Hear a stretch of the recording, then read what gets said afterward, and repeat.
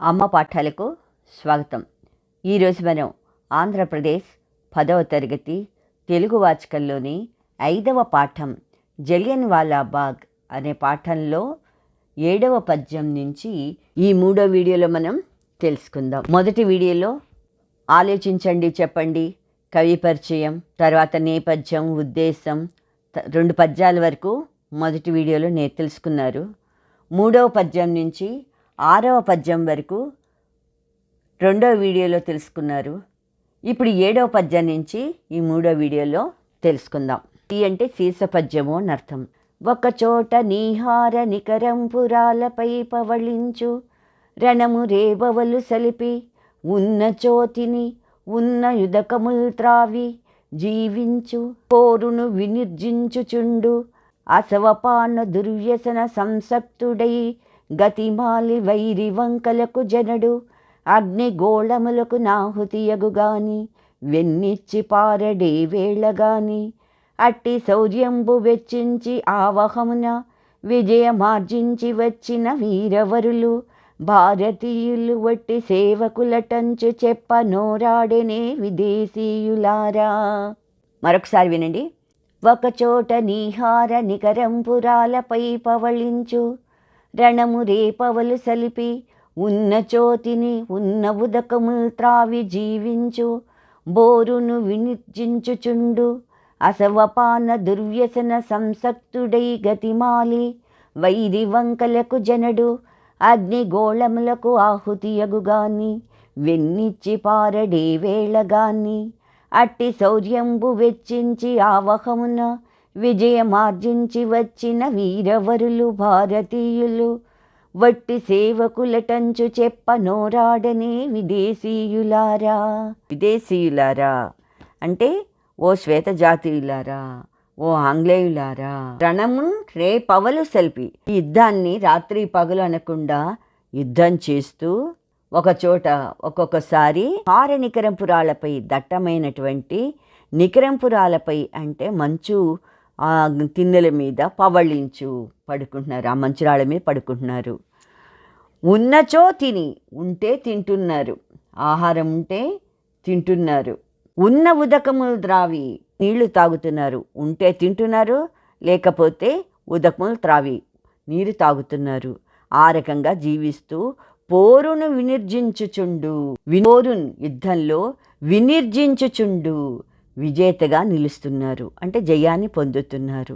అసవపాన దుర్వ్యసన సంసక్తుడై, అసవపానము అంటే మత్తు పానీయాలు, దుర్వ్యసన సంసక్తుండై మత్తు పానీయాలు అనేటటువంటి ఈ చెడ్డ అలవాట్లకి అసంసక్తుండై ఆసక్తి కలిగిన వాడే గతిమాలి వైరి వంకలకు జనడు, దిక్కులేక దారి తప్పి వైరి వంకలకు శత్రువుల దగ్గరికి వెళ్ళడు. అంటే దుర్వ్యసనాలకు అలవాటు పడి మత్తు పానీయాలకు అలవాటు పడి దాని మీద ఆసక్తితోటి ఎట్టి గతిమాలి దిక్కు లేక మళ్ళీ వైరి వంకలకు జనడు, శత్రువుల వైపుకు వెళ్ళడు. అంటే అలాంటి వాటి గురించి శత్రువులను ఆశ్రయించడు. అగ్నిగోళములకు నాహుతియగును గాని, అగ్నిగోళములకు అవసరమైతే ఆ యొక్క తుపాకీ గుండ్లకు, అగ్నిగోళాలంటే తుపాకీ గుండ్లకు ఆహుతియగు కానీ ఆహుతి అయిపోతాడు, చనిపోతాడేమో కానీ వెన్నిచ్చి పారడే వేళ కానీ తన యొక్క వెన్నుని చూపి యుద్ధంలోంచి వెనక్కి తిరిగి పారిపోడు అనమాట. అట్టి శౌర్యంబు వెచ్చించి, అలాంటి పరాక్రమాన్ని కలిగినటువంటి ఆవహంన విజయమార్జించి, అలాంటి పరాక్రమం కలిగి ఆవహంన విజయమార్జించి అంటే ఆవహం అంటే యుద్ధంలో విజయాన్ని సంపాదించి తిరిగి వచ్చినటువంటి వీరవరులు భారతీయులు. అలాంటి పరాక్రమవంతులు వీరులు మా భారతీయులు. అలాంటి భారతీయుల్ని ఒట్టి సేవకులటంచు చెప్పనోరాడని, అలాంటి భారతీయుల్ని ఒట్టి సేవకులటంచు, మాకు సేవకులు వీళ్ళు అని చెప్పడానికి నీకు నోరాడని, నీకు నోరెలా వచ్చింది అసలు? మళ్ళా వినండి. రణమున్ రేబవలు సలిపి, రాత్రి పగళ్ళు యుద్ధం చేసి ఒకచోట అంటే ఒక్కొక్కసారి నీహార నికరంపురాలపై పవళించు. నీహార నికరంపురాళ్ళు అంటే దట్టమైనటువంటి మంచులో ఉన్నటువంటి ఆ మంచురాళ్ల మీద పవళించు. అలాంటి సమయంలో అలాంటి చోటే పడుకుంటాడు, అంటే మంచురాళ్ల మీదే పడుకుంటున్నాడు. ఉన్నచో తిని తన దగ్గర ఉంటే తింటున్నాడు, లేదా ఉదకములు త్రావి జీవించు, ఉన్న నీరే తాగి బతుకుతున్నాడు. ఉంటే తింటున్నాడు, లేకపోతే తన దగ్గరున్న నీరు తాగి బతుకుతున్నాడు. పోరుని వినిర్జించుచుండు, అలాగే యుద్ధం చేసి యుద్ధాన్నిలో జయిస్తున్నాడు, యుద్ధంలో జయాన్ని పొందుతున్నాడు, విజేతగా నిలుస్తున్నాడు అనమాట. అసవపాన దుర్వ్యసన సంసక్తుండై, అసవపానం అంటే మత్తు పానీయాలు, దుర్వ్యసనము మత్తు పానీయాలు అనేటటువంటి చెడ్డ అలవాట్ల యందు అసంసక్తుండై ఆసక్తి కలిగిన వాడై, గతిమాలి వైరి వంకలకు జనడు అంటే మత్తు పానీయాలంటే బానిసైపోయి వాటి గురించి గతిమాలి దిక్కులేక వైరి వంకలకు జనడు, శత్రువుల వైపుకి వెళ్ళడు. అంటే మత్తు పానీయాలకి ఆశపడి శత్రువుల దగ్గరికి చేరడనమాట. అగ్నిగోళములకు ఆహుతి అగు కానీ, అగ్నిగోళాలు లాంటి ఆ తుపాకీ గుళ్ళకి ఆహుతైనా అవుతాడేమో కానీ వెన్నిచ్చి పారడే వేళ కానీ, వెన్ను తిప్పి అంటే వెనుతిరిగి పారిపోడు ఏ సమయంలో అయినా సరే. అటువంటి శౌర్యంబు వెచ్చించి అలాంటి పరాక్రమాన్ని కలిగుండి ఆవహంన విజయమార్జించి అంటే యుద్ధంలో విజయమార్జించి విజయాన్ని పొంది వచ్చిన వీరవరులు భారతీయులు. వీరులు మా భారతీయులు. అలాంటి భారతీయుల్ని ఒట్టి సేవకులటంచు చెప్పనోరాడని, అలాంటి భారతీయుల్ని మాకు సేవకులు, ఒట్టి సేవకులే వీళ్ళు అని చెప్పడానికి నీకు నోరెలా వచ్చింది అంటున్నాడు. అంటే దీని భావం ఏముంది? ఆంగ్లేయులారా, యుద్ధం చేసేటప్పుడు భారతీయ వీరులు ఒక్కొక్కసారి దట్టమైనటువంటి మచ్చురాల మీద రాత్రింపగళ్ళు పడుకుంటూ ఉంటారు. ఆహారం ఉంటే తింటారు, లేకపోతే నీళ్లు తాగి జీవిస్తూ ఉంటారు. యుద్ధంలో విజేతగా నిలుస్తారు. మత్తు పానీయాలకు ఆశపడి శత్రువుల దగ్గరికి చేరరు.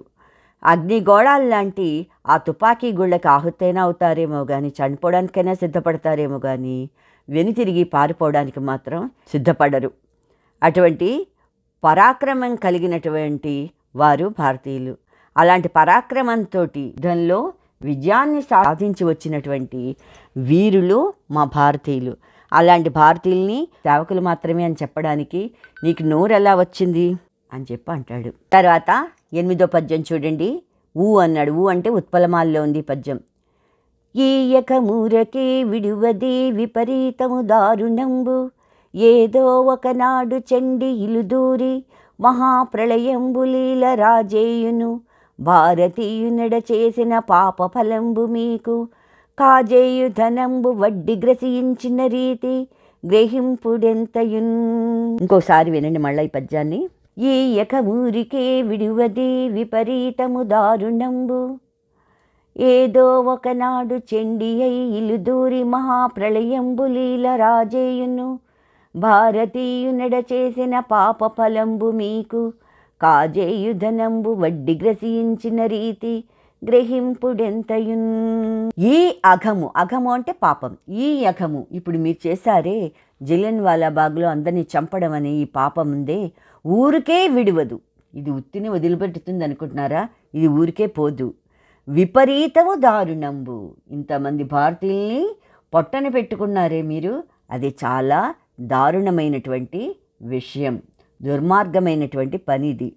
ఏదో ఒకనాడు మీరు చేసినటువంటి ఈ పనికి, ఈ పాపానికి ఏదో ఒకనాడు, ఏదో ఒక రోజు చెండి ఇలుదూరి, కాళికలాగా ఇల్లు దూరి మహాప్రళయంబులీల రాజయ్యను, మహాప్రళయంలాగా అది ప్రతి ఇంట్లోనూ కూడా ఈ పాప ఫలితం ఏదో ఒక రోజు చెండిలాగా, కాళికామాతలాగా భారతీయుల ఇంట చేరి ఆ యొక్క మహాప్రళయాన్ని సృష్టిస్తుంది. రాజేను అంటే సృష్టిస్తుంది. భారతీయునెడ చేసిన పాప ఫలంబు మీకు, మీకు ఇదంతా కూడా భారతీయునెడ చేసిన, భారతీయులకు చేసినటువంటి పాప ఫలితంబు మీకు, మీరు భారతీయులకు చేసినటువంటి పాప ఫలితమే మీకు ముందు ముందు మిమ్మల్ని నాశనం చేస్తుంది. కాజేయు ధనంబు, మా దగ్గర నుంచి దోచుకున్నటువంటి ధనాన్ని వడ్డీ గ్రసించిన రీతి, వడ్డీతో సహా చెల్లించినట్టుగా మీ దగ్గర నుంచి ఖచ్చితంగా మేము తీసుకుంటాం. గ్రహింపుడెంతయున్, మీరు ఈ విషయాన్ని గుర్తుపెట్టుకోండి. దీని భావం ఏమిటి? ఈ పాపం ఊరికే పోదు. ఇంతమంది భారతీయుల్ని పొట్టన పెట్టుకున్నటువంటి పాపం ఊరికే పోదు. దోచుకున్న ధనానికి వడ్డీతో సహా మింగినట్టుగా భారతీయుల పట్ల మీరు చేసిన పాప ఫలితం అనుభవించక తప్పదు మీకు. ఏదో ఒకనాడు చండి కాళికామాత భారతీయునింట చేరి మహాప్రళయాన్ని సృష్టిస్తుంది. ఈ విషయాన్ని మీరు బాగా గుర్తుపెట్టుకోండి అన్నాడు. తర్వాత 9వ పద్యం చూడండి. ఇది సి అన్నాడు. సి అంటే సీసపద్యము అని అర్థం. బానిసత్వము బుగ్గు పాలబోసిన దోషి, అన్న వస్త్రము లాచి కొన్న కలుడు, కాటకంబనడు రక్కసిని తెచ్చిన పంద, కక్షల పెంచిన రాక్షసుండు, నిర్బంధ శాసన నిజయ మార్చిన జాన, పన్ను వేసిన మహాపాతకుండు, మత్తు వస్తువులమ్మి విత్తము కొను ద్రోహి, కయ్యాల పెంచిన కఠినతముడు, కలికి చెలికాడు యమునకు వలపు కాడు, మోసములకు టావ విరోధములకు ప్రోవు, దుర్గుణంబుల కాణాచితులువ, బూచి ఈ చికాకుల నుంచి మాయించిరేడు.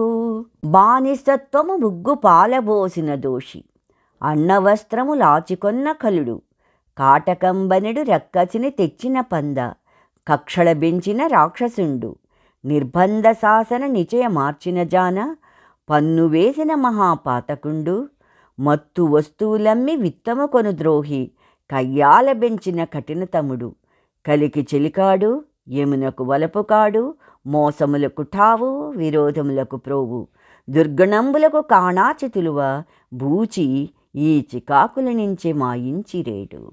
బానిసత్వమున్ ముగ్గు పాలబోసిన దోషి. బానిసత్వం అంటే భారతీయులకు బానిసత్వాన్ని ఉగ్గుపాలబోసిన దోషి అంటే ఉగ్గుపాలతో పోసినటువంటి పాపాత్ముడు. అంటే బానిసత్వాన్ని ఉగ్గుపాల నుంచి అంటే చిన్న పిల్లల్లాగా అయితే అందరినీ బానిసలను చేసిన వాడు కనుక భారతీయులకు బానిసత్వాన్ని ఉగ్గుపాలతో పాటుగా పోసినటువంటి దోషి పాపాత్ముడు అనమాట. అన్న వస్త్రములు ఆచికొన్న కలుడు. అన్న వస్త్రాలని ఆచికొన్న కలుడు అంటే దోచుకున్నటువంటి కలుడు దుర్మార్గుడు.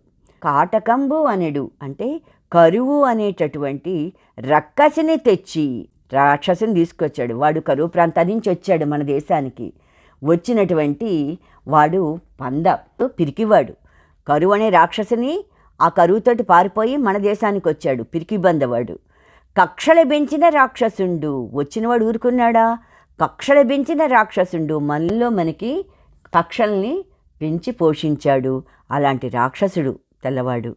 నిర్బంధ శాసన భారతీయులని చట్టాల ద్వారా అణిచివేయగలిగినటువంటి నేర్పరివాడు. పన్ను వేసిన మహాపాతకుండు. భరించలేనటువంటి పన్నులు వేసినటువంటి మహాపాపాత్ముడు. పాతకుండు అంటే మహాపాపాత్ముడు. మత్తు వస్తువులన్నీ కూడా అమ్మాడు మనకి. అమ్మి విత్తము కొను ద్రోహి మన దగ్గర ఉన్నటువంటి సంపదని తీసుకుని పోయాడు. మత్తు వస్తువులు మనకంటగట్టాడు. మన దగ్గర ఉన్నటువంటి సంపదని దోచుకుపోయాడు. కయ్యాళ్ళ పెంచిన కఠినాత్ముడు. కయ్యాళ్ళు మనలో మనకి గొడవల్ని పెంచినటువంటి కఠినాత్ముడు వీడు. కలికి చెలికాడు.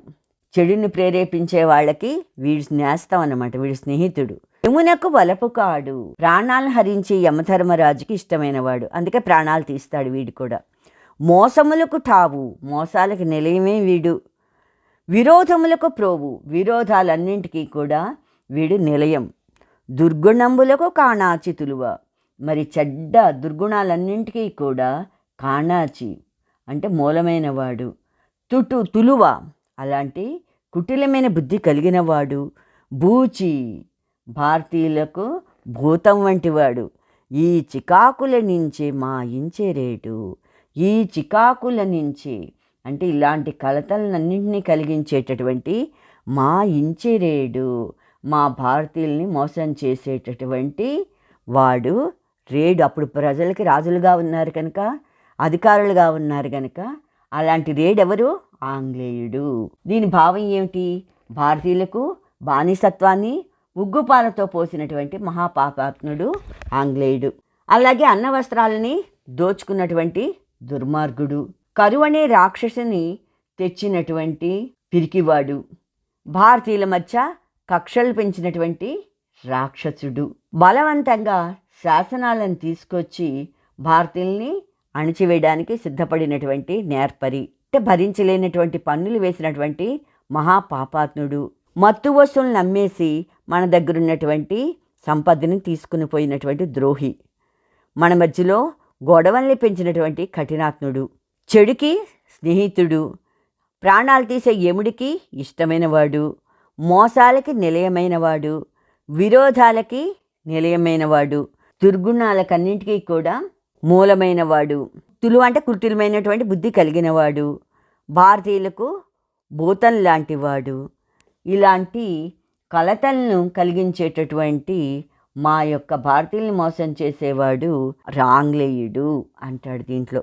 ఆలోచించండి, చెప్పండి. మొదటిది, బ్రిటిష్ వాళ్ళు భారతీయులను ఏ విధంగా భావించారు? భారతీయులు మాకు సేవకులు అన్నట్టుగా బ్రిటిష్ వారు భావించారు. రెండవది, భారత వీరుడి పరాక్రమం ఎటువంటిది? అవసరమైతే అగ్నిగోళాలకు ఆహుతైనా అవుతాడేమో కానీ, అంటే తుపాకీ గోళ్ళకి ఎదురు నిలిచి పోరాడతాడేమో కానీ యుద్ధంలో మాత్రం వెనుతిరిగి పారిపోని పరాక్రమం కలిగినవాడు భారతీయుడు. 10వ పద్యం సి అన్నాడు. సి అంటే సీసపద్యము అని అర్థం. కవటాకులను బోలగల పసిబాలుర నెండలో నడిపి హింసించినారు. నడిచిపోయెడు వారి పడద్రోసి ప్రజలను పొట్టపై ప్రాకించి పొడిచినారు. నిరపరాధుల నెల్ల నిలబెట్టి పిర్రలు చితుకున్నట్టుల కొట్టి చెణికినారు. శుద్ధాంత కాంతల జొచ్చి కొప్పుల బట్టి మానభంగంబు చేసి మరలినారు. వేల ప్రజల తుపాకుల పాలు చేసి కోసి ప్రాణార్థముల్లాగి వేసినారు. తెలిసి పంజాబు పరువును తీసినారు. కలుషమని జంకబోక రాకాసిమూక. కవటాకులను బోలగల పసిబాలురను. కవటాకులు అంటే ఏమిటి? లేత ఆకులు లాంటి వాళ్ళు. అలాంటి పసిబాలురు, పసిపిల్లలు, వాళ్ళని అందరినీ పసిపిల్లల్ని కూడా ఎండలో నడిపించి వాళ్ళని హింసించారు, వాళ్ళని బాధ పెట్టారు. నడిచిపోయే వాళ్ళు ఉన్నారు. నడిచిపోయే వారిని ఏం చేసేవారు? కింద పడేసేవారు. పడేసి వాళ్ళని పొట్ట మీద పాకుతో వెళ్ళండి, మీరు నడుస్తూ కాదు పొట్టతో పాకుతో వెళ్ళండి అని చెప్పి వాళ్ళని పాకమనేవారు. ఒకవేళ ఎవరైనా పాకకపోతే వాళ్ళని పొడిచేవారన్నమాట. అలాగే నిరపరాధులు కూడా ఎటువంటి అపరాధం చేయకపోయినా అలాంటి వాళ్ళని కూడా నిలబెట్టి వాళ్ళ యొక్క పిర్రల మీద వెనకాల ఆ తుంటిల మీద కొట్టి చెనకినారు అంటే బాధించేవారు.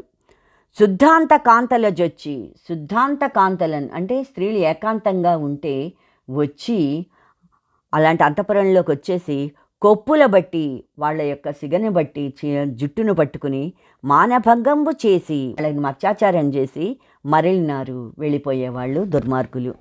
వేల ప్రజల తుపాకుల పాలు చేసి వేల కొద్దీ ప్రజల్ని ఆ తుపాకులతోటి వాళ్ళని చంపి వాళ్ళని కోసి కత్తులతో వాళ్ళని కోసి ప్రాణార్థములు లాగివేసినారు. వాళ్ళ ప్రాణాలనే సంపదల్ని తీసేశారు, అంటే వాళ్ళ ప్రాణాలని కొలగొట్టారు. తెలిసి పంజాబు పరువును తీసినారు. అంతేకాకుండా వాళ్ళకి తెలుసుండే పంజాబ్లో మారణ హోమాన్ని సృష్టించారు. ఆ రకంగా పంజాబు పరువును తీశారు. కలుషమని జంకబోక, ఇది తప్పు అని కూడా ఆలోచించలేదు రాకాసిముఖ. ఇది తప్పు అని వాళ్ళు అసలు కొంచెం కూడా పాపం అని తెలిసి కూడా ఏ బెదురు లేకుండా ఉన్నారు. రాకాసిముఖైనటువంటి ఈ తెల్ల రాక్షసుల గుంపు అన్నమాట. మరొకసారి వినండి. కవటాకులను బోలగల పసిబాలురల్ని ఎండలో నడిపి హింసించారు. అంటే లేత ఆకులు లాంటి చిన్న చిన్న పిల్లల్ని కూడా ఎండలో నడిపించి వాళ్ళని బాధ పెట్టేవారు. అలాగే నడిచిపోయే వారి పడదోసి నడిచెళ్తున్న వాళ్ళని కిందకు పడేసి ప్రజలను పొట్టపై పాకించి పొడిచారు. వాళ్ళని పాకుతో వెళ్ళండి, మీరు నడుచుకుంటూ కాదు అని చెప్పి వాళ్ళని పొట్టతో పాకమని, ఒకవేళ ఎవరైనా పాకపోతే వాళ్ళని పొడిచేవారు పాపం. నిరపరాధులనెల్లా నిలబెట్టి, ఏ అపరాధం చేయకపోయినా వాళ్ళని నిలబెట్టి వాళ్ళ వెనకాల పిర్రలు చితికేటట్టుగా గట్టిగా కొట్టి చెనికినారు, బాధ పెట్టేవారన్నమాట. శుద్ధాంత కాంతలు జొచ్చి అంటే అంతఃపురంలో ఉండేటటువంటి ఒంటరిగా ఉన్నటువంటి స్త్రీల దగ్గరికి వచ్చి కొప్పుల బట్టి వాళ్ళ సిగలను పట్టుకుని వాళ్ళని లాక్కెళ్ళి బాణభంగము చేసినారు. వాళ్ళ మీద అత్యాచారం చేసి మరలినారు, వెళ్ళిపోయేవారు. వేల ప్రజల తుపాకుల పాలు చేసి వేల కొద్దీ ప్రజల్ని వాళ్ళ తుపాకీతోటి వాళ్ళని చంపి కోసి, ఇంకా కొంతమందిని కత్తులతో కోసి ప్రాణార్థములు లాగివేసినారు. వాళ్ళ ప్రాణం అనే సంపదని లాక్కున్నారు. అంటే చాలామందిని చంపేశారు. తెలిసి పంజాబు పరువు తీసినారు. అన్నీ తెలిసిండే పంజాబ్లో మారణహోమం సృష్టించారు. కలుషమని జంకబోక, ఇది పాపమని కూడా కొంచెం కూడా భయపడకుండా చేశారు. రాకసిముక అంటే రాక్షసుల్లాంటి ఆ తెల్లవాళ్ళు, అంటే తెల్లదొరలు అనే రాక్షసులు అన్నమాట. దీని భావం ఏమిటి? తెల్లదొరలు అనే రాక్షసులు భారతీయుల్ని అనేక రకాలుగా చిత్రహింసల పాలు చేశారు. లేతాకు లాంటి పసిపిల్లలను ఎండలో నడిపించి వాళ్ళని హింసించారు. అలాగే నడుచుకుంటూ వెళ్ళని వాళ్ళని కింద పడేసి వారిని పొట్టలతో పాకమని చెప్పి వాళ్ళు పాకుతుంటే వాళ్ళని వెనక నుంచి పొడిచేవారు. మరి నిరపరాధుల్ని కూడా నిలబెట్టి వాళ్ళ యొక్క వెనక భాగం అంతా కూడా చితికేటట్టుగా వాళ్ళని కొట్టి బాధ పెట్టారు. అలాగే ఒంటరిగా ఉన్నటువంటి స్త్రీల దగ్గరికి వెళ్ళి వాళ్ళ సిగ పట్టుకుని జుట్టు పట్టుకుని లాగి వాళ్ళ మీద అత్యాచారం చేసి అక్కడి నుంచి వెళ్ళిపోయేవాడు. వేలాది మంది ప్రజలను తమ తుపాకులతో కాల్చి చంపి వారిని కత్తులతో వాళ్ళని పొడిచి వాళ్ళ ప్రాణాలనే సంపదని లాగేశారు.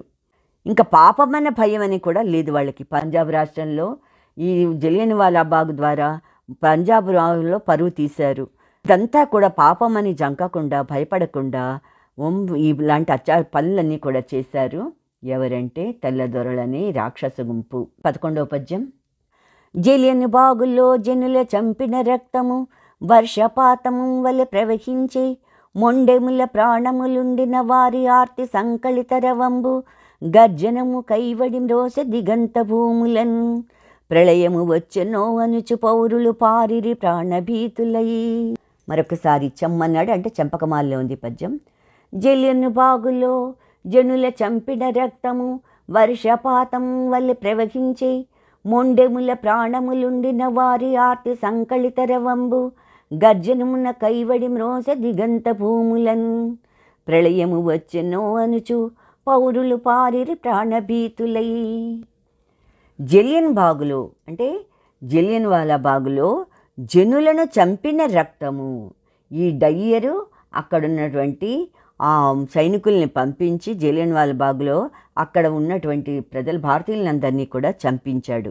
ఆ చంపినప్పుడు వచ్చినటువంటి ఆ రక్తం అంతా కూడా వర్షపాతం వల్ల ప్రవహించి వారి రక్తం ఏరుల్లాగా వర్షం పడి ఏరుల్లాగా ప్రవహించిందట.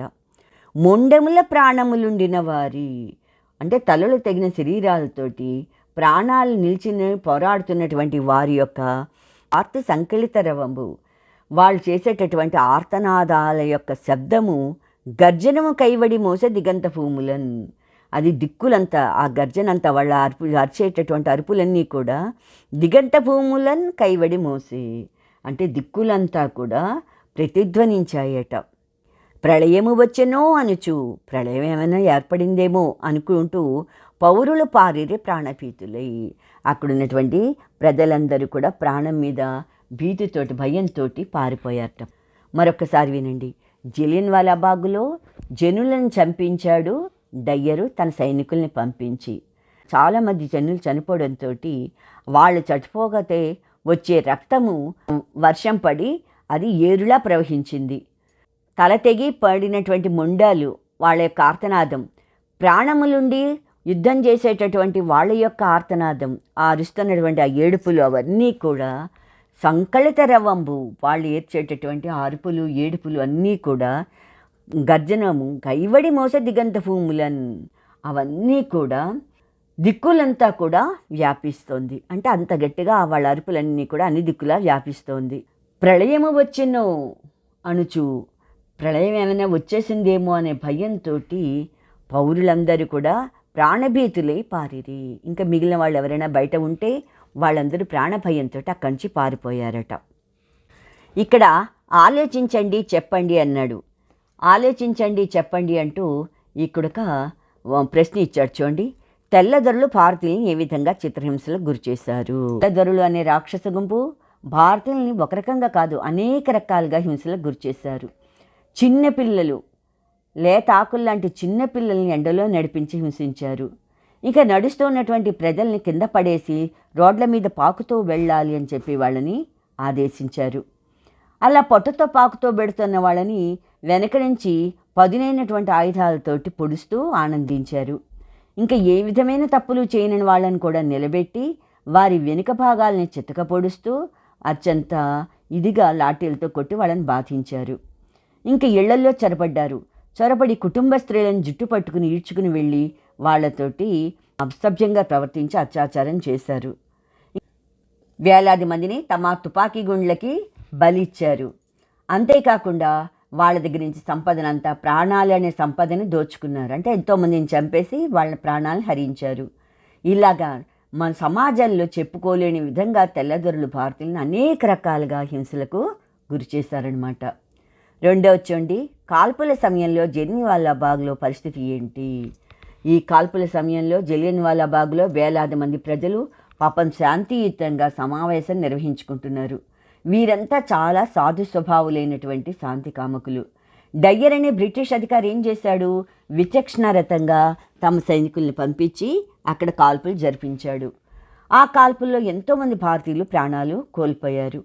అక్కడ మరణించిన వారి యొక్క రక్తంతో అదంతా ఏరులా పారింది. ఆ రక్తం అంతా కూడా ఎంతోమంది తలలు తెగి నేల మీద పడిపోయాయి. తీవ్రమైన గాయాలతో కొంతమంది ఇలాగా కొట్టుమిట్టాడుతూ వాళ్ళు చేసే ఆర్తనాదాలు ఉన్నాయే, ఆ ఆర్తనాదాలతో ఆ ప్రదేశం అంతా కూడా ప్రతిధ్వనించింది. ఇదంతా ఈ సంఘటనకి ఉలిక్కిపడ్డారు ఆ ప్రాంతంలో ఉండే చుట్టుపక్కల ప్రజలందరూ కూడా. ప్రాణాలను అరచేతిలో పెట్టుకుని వాళ్ళందరూ పరుగులు తీశారు. తమ కుటుంబ సభ్యుల్ని, ఆత్మీయుల్ని గుర్తుపట్టలేనటువంటి ఆ పరిస్థితిని చూస్తే ఆ ప్రాంతం అంతా కూడా కన్నీటిమయమైపోయిందనమాట. మీకు ఈ పాఠం కనుక నచ్చినట్టయితే లైక్ బటన్ని క్లిక్ చేయండి. మీ స్నేహితులకు కూడా ఈ వీడియోల గురించి తెలియజేయండి. మీ అభిప్రాయాలు, సూచనలు కామెంట్ బాక్స్లో పొందుపరచండి. అలాగే తర్వాత చేసే వ్యాకరణ అంశాల గురించి, వాటి గురించి, మిగిలిన వీడియోస్ గురించి సబ్స్క్రైబ్ బటన్ క్లిక్ చేయడం మర్చిపోకండి. Thank you. సెలవు.